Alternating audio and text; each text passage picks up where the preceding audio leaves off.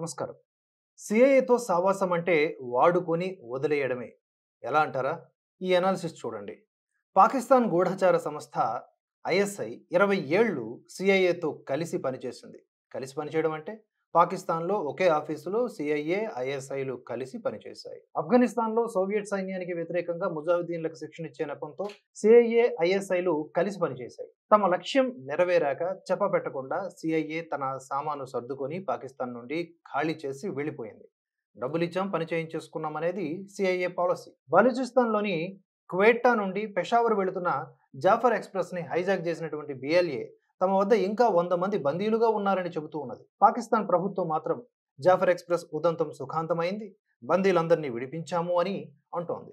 ఇక్కడ బిఎల్ఏ మరియు ఐఎస్ఐలు చెప్పని విషయం ఒకటుంది. హైజాక్ చేయబడ్డ జాఫర్ ఎక్స్‌ప్రెస్‌లో 184 మంది పాకిస్తాన్ సైన్యానికి చెందినటువంటి అధికారులు ఉన్నారు. 184 మందిలో ఐఎస్ఐ, యాంటీ టెర్రరిజం అధికారులు, సైన్యానికి చెందిన అధికారులు ఇలా ఉన్నారు. బిఎల్ఏ లక్ష్యం ప్రయాణికులు కాదు. 184 మంది కీలకమైన ఐఎస్ఐ, యాంటీ టెర్రరిజం అధికారుల కోసం మాత్రమే. ఐఎస్ఐ, యాంటీ టెర్రరిజంకి చెందినటువంటి అధికారులని బిఎల్ఏ కిడ్నాప్ చేసి తీసుకువెళ్ళింది. రైల్లో ఉన్న వృద్ధులు, మహిళలు, చిన్నపిల్లల్ని బిఎల్ఏ వదిలిపెట్టింది.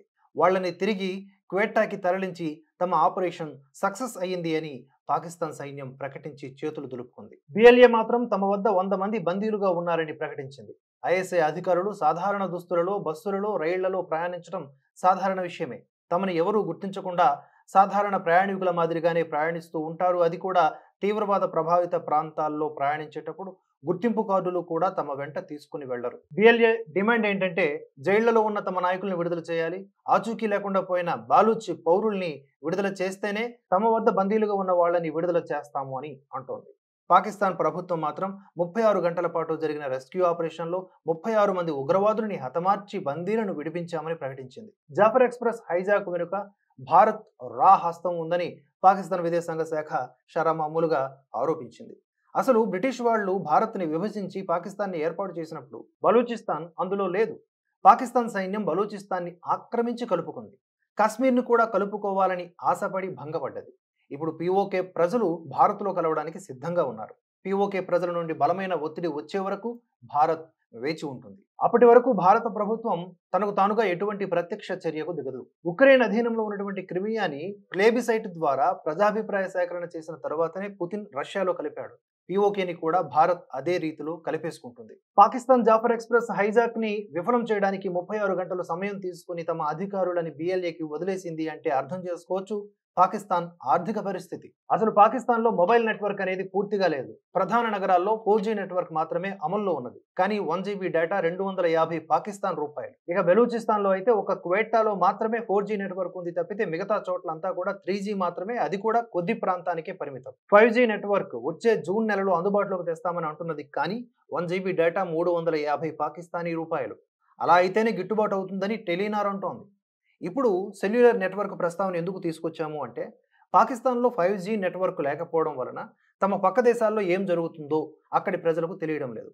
ఒకసారి 5G నెట్వర్క్ అందుబాటులోకి వస్తే పాకిస్తాన్కి తమ పక్క దేశాలకి ఉన్న తేడా తెలిసిపోతుంది. రైలు నెట్వర్క్ అయితే బ్రిటిష్ ఇండియాలో భాగంగా ఉన్నప్పుడు కట్టిన రైల్వే స్టేషన్లు ఇప్పటికీ అలానే వాడుకలో ఉన్నాయి. కనీసం రైల్వే లైన్లు ఓవర్ హెడ్ ఎలక్ట్రిఫికేషన్ కూడా జరగలేదు ఇంతవరకు. ఒక్క ఆటో ఇండస్ట్రీ అనేది లేదు. సుజుకి, హోండాలు తమ అసెంబ్లీ యూనిట్లని మూసివేసి 5 ఏళ్ళు అవుతోంది. ఉల్లిపాయలు కిలో 220, టమాటో కిలో 120 రూపాయలు. సో భారత్లో తనకు తాను ట్రేడ్ మీద నిషేధం విధించుకొని భారత్ నుంచి దుబాయ్ ఎగుమతి అయ్యే వాటిని అక్కడ కొని తిరిగి పాకిస్తాన్లో అమ్ముతున్నప్పుడు ధరలు పెరగకుండా ఎలా ఉంటాయి? చివరికి భారత్లో తయారయ్యే సౌందర్య ఉత్పత్తులు కూడా దుబాయ్ నుంచే దిగుమతి చేసుకొని 100 రూపాయల ఇమామి ఫేస్ క్రీమ్ని 250 రూపాయలు పెట్టి కొనుక్కుంటోంది పాకిస్తాన్ ప్రజలు. 1950 నుండి అమెరికా ఇచ్చే సహాయం మీదనే పాకిస్తాన్ 2018 వరకు నెట్టుకొచ్చింది. 2018లో ట్రంప్ సహాయం ఆపగానే అసలు స్వరూపం బయటపడింది. పీఓకే, సింధ్, బలూచిస్తాన్ ప్రావిన్సులు ఎప్పటికైనా పాకిస్తాన్ నుంచి వేరుపడేవే. ఆపడం కష్టం. తనను తాను పోషించుకోలేని దేశం పక్క దేశాల ప్రాంతాలను కలుపుకోవాలని చూస్తే ఇలానే జరుగుతుంది. బలూచిస్తాన్ ఇరాన్తో సరిహద్దు కలిగి ఉండటం వలన చైనా చేతిలోకి అమెరికా వెళ్లనివ్వదు. సిఐఏ మద్దతు లేనిదే బిఎల్ఏ ఇంత ఘోరంగా దాడి చేయలేదు. ఇంటెలిజెన్స్ సమాచారం సిఐఏ ఇచ్చి ఉండవచ్చు, లేకపోతే ఐఎస్ఐ అధికారులు రైల్లో ప్రయాణిస్తున్నట్లుగా బిఎల్ఏకి ముందే ఎలా తెలిసింది? ఎలా తెలిసి హైజాక్ చేయగలుగుతుంది? బిఎల్ఏ కనుక ముందు ముందు దాడులు తీవ్రతరం చేసింది అంటే అది సిఐఏ సహకారంతోటే. 40 ఏళ్లు వెనక్కి వెళితే సిఐఏ బాగ్దాదులో ఆఫీసు ఓపెన్ చేసి ఇరాన్కి వ్యతిరేకంగా ఇరాక్ని రెచ్చగొట్టి 8 ఏళ్లు ఇరాన్ ఇరాక్ 1980-88ల మధ్య యుద్ధం జరిగేలా చేసింది.